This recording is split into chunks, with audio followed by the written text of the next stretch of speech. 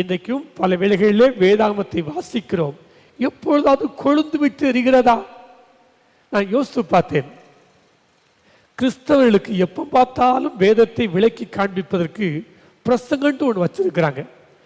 கல்யாண வீட்டுக்கு வந்தா அங்கேயும் பிரசங்கம், இறந்த வீட்டுக்கு போனா அங்கேயும் ஒரு குட்டி பிரசங்கம், சர்ச்சுக்கு வந்தா எப்பவும் பிரசங்கம்.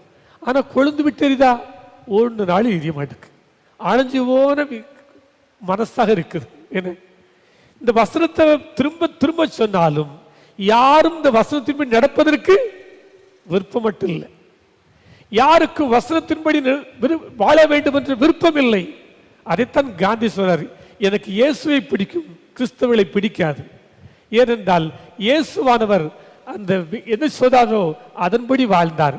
கிறிஸ்தவர்களோ எதை சொல்வார்களோ அதன்படி வாழ மாட்டார்கள். நமக்கு வேதத்தை திரும்ப திரும்ப சொல்லியும் நம்முடைய இதயம் கொழுந்து விட்டு எரியவில்லை. நம்முடைய கண்கள் இயேசு கிறிஸ்துவை காணக்கூடிய இதயம் இல்லை. இயேசு கிறிஸ்து நம்மோடு வந்தால் புரிந்து கொள்ளக்கூடிய இதயம் இல்லை, விசுவாசம் இல்லை.